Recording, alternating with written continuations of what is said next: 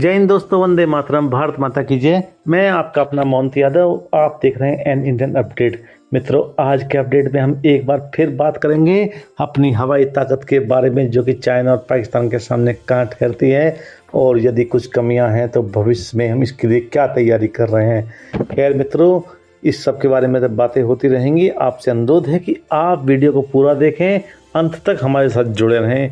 Like, subscribe और comment करना ना भूलें। मित्रों, क्या हम चाइना और पाकिस्तान के युद्ध के मैदान में सामना करने के लिए तैयार हैं? और जिस तरह से आज के युद्ध काफ़ी हद तक एयरफोर्स की ताकत पर लड़े जाते हैं, तो हमारी एयरफोर्स तैयार है क्या?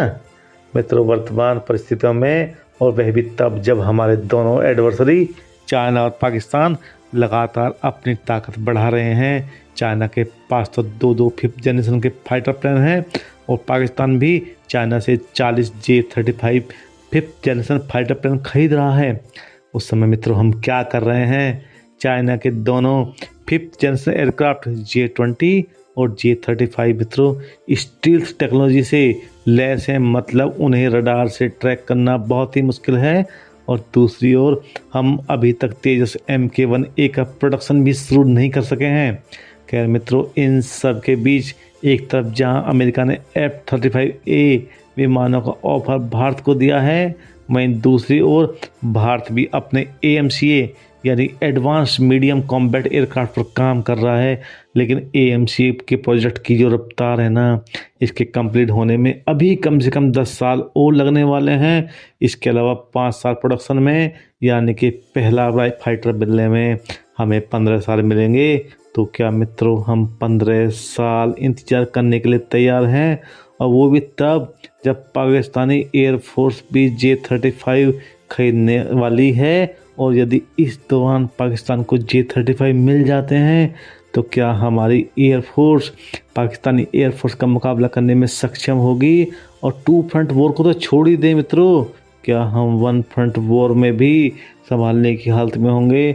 और यदि कुछ भी नहीं होगा तो क्या इस दौरान चाइना पाकिस्तान की ताकत जो बढ़ चुकी होगी, उस ताकत को हम संभालने की हालत में होंगे?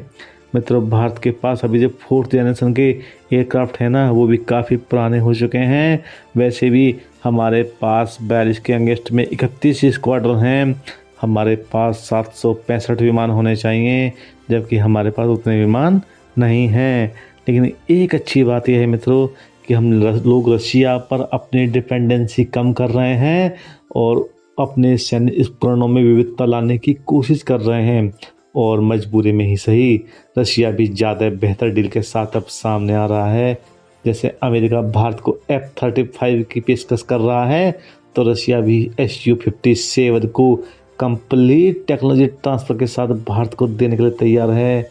एक ऐसी डील दे रहा है जिसे गोल्डन डील कहा जा रहा है, जिसके बारे में मैं आपको इसी वीडियो में बताऊंगा मित्रों। राफेल के समय रशिया इसके लिए तैयार नहीं था, मतलब हम स्टैंड ले रहे हैं तो दुनिया लाइन पर आ रही है। मित्रों, इन सब के बीच सवाल यह भी उठता है कि यदि भारत इन्हें खरीदने का फैसला करता है तो हमारे स्वदेशी प्रोजेक्ट्स MRFA और AMC का क्या होगा, जो कि ऑलरेडी 5th जनरेशन प्रोजेक्ट्स हैं? इसका जवाब यह है मित्रों, वो अपने रफ्तार पर चलते रहेंगे, क्योंकि हमें तत्काल ज़रूरत है हवाई ताकत बढ़ाने की। और वो प्रोजेक्ट होंगे चाइना पाकिस्तान से भविष्य में compete करने के लिए, क्योंकि वो अपनी ताकत को लगातार बढ़ा रहे हैं। मित्रों, भारत को न सिर्फ ज़्यादा अच्छी डील के साथ F-35 खरीदना चाहिए, बल्कि सुखोई 57 को भी अपने बेड़े में शामिल कर लेना चाहिए, क्योंकि 2 फ्रंट वॉर की तैयारी ऐसे ही नहीं होनी है।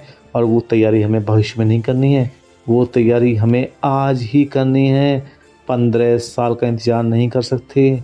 15 साल बाद जब चाइना के पास में एक बहुत बड़ा एयरक्राफ्ट का बेड़ा होगा 5th जनरेशन का, और वर्तमान रफ्तार के हिसाब से ही 2035 तक उसके पास 1500 5th जनरेशन एयरक्राफ्ट होने की पूरी संभावना है।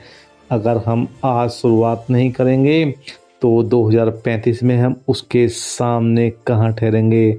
इस समय भी मित्रों चाइना के पास 2184 फाइटर्स, पाकिस्तान के पास 498 हैं, जबकि भारत के पास 542 हैं। और होने चाहिए हमारे पास 765 और वर्तमान परिस्थिति में भविष्य भी कोई अच्छा नहीं दिख रहा है, क्योंकि तेजस LCA Mk1A पहले ही काफ़ी डिले चल रहा है और अगर सब कुछ ठीक ठाक चलता रहा तो भी 2029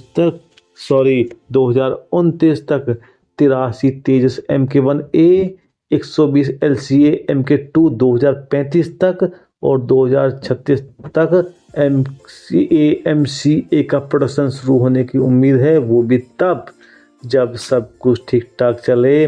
और उस समय तक चाइना के पास कम से कम 1500 5th जनरेशन एयरक्राफ्ट होंगे और हम कहाँ होंगे? हम वहीं होंगे जहाँ हम आज हैं या कुछ पीछे होंगे, आगे नहीं बढ़ेंगे। और वैसे भी हमारा सबसे एडवांस फाइटर राफेल भी 4.5 जनरेशन का ही है और तेजस भी 4.5 जनरेशन का ही विमान है। मित्रों, MRFA के तहत दिन 114 विमानों का ऑर्डर दिया जाना है ना, वो भी 2018 के बाद पाइपलाइन में ही है और उसमें चीज़ें आगे नहीं बढ़ी हैं। और यदि इस साल ऑर्डर प्लेस हो जाता है तो 2029 से पहले हमें पहला विमान नहीं मिल सकेगा और 2035 तक ही हमें 114 विमान मिल पाएंगे। और वहीं तेजस LCA Mk2 के बारे में तो भविष्य में भी कुछ उम्मीदें ज़्यादा नज़र नहीं आ रही हैं, जो कि 6500 किलोग्राम हथियार के लिए डिज़ाइन किया गया है। मित्रों, पाकिस्तान चाइना से J-35 खरीद रहा है और तुर्की उसे अपने 5th जनरेशन प्रोजेक्ट में शामिल करने का ऑफर दे रहा है।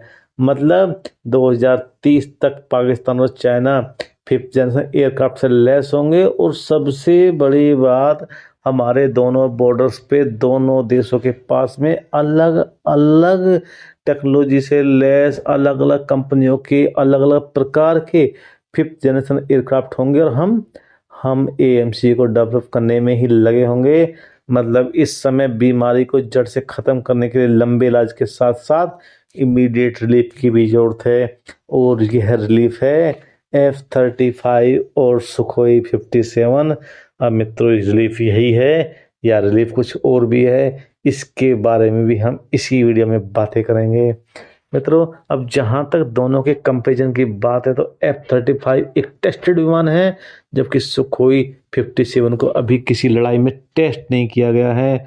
और मित्रों, जिस रफ्तार से हमारे प्रोजेक्ट चल रहे हैं ना, तो 2030 तक हमारे पास 272 Sukhoi 30 Mk1, 36 Rafale, 50 Mirage 2000, 50 MiG-29, 123 LCA Mark 1A Tejas और 305 जगुआर होंगे और 30.5 स्क्वाड्रन हमारे पास होंगे और होने चाहिए 42.5 स्क्वाड्रन।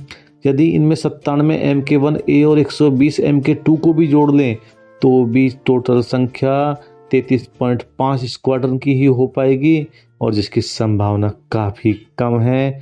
और उससे भी बुरी खबर यह है कि 2030 के बाद मिराज, MiG-29 और जगुआर ख़त्म होने लगेंगे और AMCA शुरू भी नहीं हो पाएगा और जो गैप पैदा होगा ना, वो गैप भरा जाएगा 5th जनरेशन के विमानों से। चाइना पहले ही हमारे बॉर्डर पर 200 J-20 5th जनरेशन फाइटर तैनात कर चुका है और पाकिस्तान को भी J-35 देने वाला है। मतलब दोनों साइड से हमले की पूरी संभावना है या डराने की हालत में तो वो होंगे ही। और हमें ज़रूरत है इस समय झुंझुने को छोड़ कर के 5th जनरेशन एयरक्राफ्ट की, और जो हो सकते हैं F-35 और सुखोई 57। और इसके लिए रशिया ने जो हमें डील दिया ना, उसे गोल्डन डील कहा जा रहा है। और इस डील में मित्रों, कंप्लीट टेक्नोलॉजी ट्रांसफ़र के साथ साथ रशिया भारत के AMCA प्रोजेक्ट में भी हेल्प करने को तैयार है। मित्रों, इसमें कोई दो राय नहीं है कि F-35 एक शानदार विमान है जो कि टाइमली टेस्टेड विमान है, लेकिन इस पर भी, इसकी काबिलियत के लेकर भी अमेरिकी प्रशासन ने जांच शुरू कर दी है।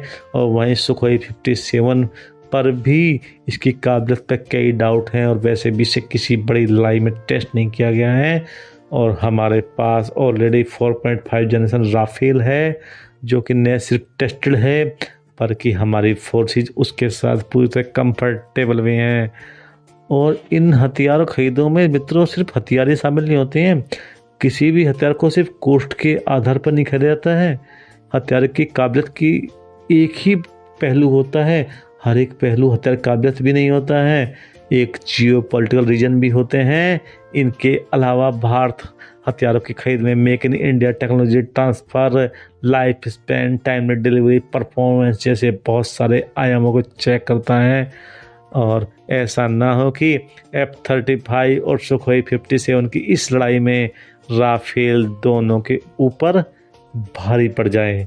और जहाँ तक मित्रों इन दोनों विमानों यहाँ की सुखोई 57 और F-35 की तुलना की बात है तो F-35 अपनी काबिलियत साबित कर चुका है। यह एक एग्रेसिव विमान है, जबकि सुखोई 57 रशिया के बड़े विशाल बॉर्डर को डिफेंड करने के लिए बनाया गया है और यह एक डिफेंसिव विमान है। इसकी डिफेंसिव इंटरसेप्शन क्षमता F-35 के मुकाबले बहुत एडवांस है और इसमें UHF और VHF बैंड ग्राउंड आधारित रडारों का इस्तेमाल करके इसे और ख़तरनाक बनाया गया है। लेकिन मित्रों एक तरफ जहां F-35 पर एलन मस्क ने सवाल खड़े करके इसकी जांच शुरू कर दी है, वहीं सुखोई 57 पर भी सवालों की कमी नहीं है। लेकिन जिस तरह से सुखोई 57 के उत्पादन में देरी हो रही है, 2019 में सुखोई 57 परीक्षण में ही क्रैश हो गया था, इसकी काबिलियत सवालों के घेरे में आती है। और मित्रों लेकिन इतनी सी बात नहीं है, अगर यह डिफेंस डील होती है ना तो रशिया की डिफेंस इंडस्ट्री को बहुत बड़ा बूस्ट मिलेगा। जैसे राफेल के केस में हुआ था, इंडिया के खरीदने से पहले राफेल सिर्फ फ्रांस आर्मी यूज कर रही थी, लेकिन अब दुनिया के कई देश राफेल का इस्तेमाल कर रहे हैं और राफेल ने फ्रांस को बहुत फ़ायदा पहुंचाया है इंडिया से खरीदने के बाद में। तो हो सकता है भारत एक बार फिर राफेल की तरफ जाए, क्योंकि इन दोनों पे तो सवाल पहले ही खड़े हो चुके हैं। लेकिन रशिया ऐसे ही गोल्डन डील नहीं दे रहा है, कोई तो बात है जिसमें कम कीमत, टेक्नोलॉजी ट्रांसफर, खासतौर से engine ISR radar technology, optics, AI element, software communication और हवाई हथियार जैसी 5th जनरेशन टेक्नोलॉजी शामिल हैं, जिनका इस्तेमाल भारत अपने स्वदेशीकरण में करने के लिए तैयार है या आने वाले समय में कर सकेगा। मित्रों अब आते हैं F-35, जिसके 3 वेरिएंट है, A, B और C। A वेरिएंट नॉर्मल विमान है, जबकि B variant short take off से है और C एक नेवल वर्जन है। इसके डेवलपमेंट में USA ने Britain, Australia, Canada, Italy, Norway, Denmark और नीदरलैंड को भी शामिल किया था। पहले इसमें तुर्की भी शामिल था, लेकिन बाद में S-400 के चलते इसको निकाल दिया गया था। और मित्रों इस विमान में शामिल हैं स्टेल्थ टेक्नोलॉजी के अलावा सोफिस्टिकेटेड इलेक्ट्रॉनिक सिस्टम, इंटेलिजेंस और कम्युनिकेशन सिस्टम और ज़मीन और हवा दोनों में एक साथ हमला करने की क्षमता। लेकिन जैसा कि मैंने बताया है, दोनों ही विमान सवालों के दायरे में हैं। F-35 पर जांच शुरू हो चुकी है, सुखोई 57 ने तो अभी अपनी काबिलियत कभी साबित ही नहीं की है।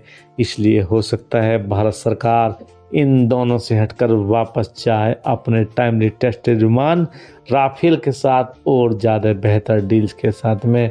कई मित्रों जहां भी भारत सरकार जाएगी, इंडियन एयरफोर्स जाएगी, बेस्ट डिसीजन लेने वाले हैं, देश हित में लेने वाले हैं। लेकिन उम्मीद करेंगे डिसीजन जल्दी होगा, क्योंकि अब हमें लंबा इलाज नहीं, इस समय इमीडिएट रिलीफ की ज़रूरत है। खैर मित्रों वीडियो काफ़ी लंबा हो रहा है। यदि आपको वीडियो पसंद आ रहा है तो आप वीडियो को लाइक करें, चैनल को सब्सक्राइब करें और कमेंट सेक्शन में अपनी प्रतिक्रिया देना ना भूलें। मित्रों इसी के साथ मैं वीडियो को समाप्त की घोषणा करता हूँ। नमस्कार मित्रों, जय हिंद दोस्तों, वंदे मातरम, भारत माता की जय।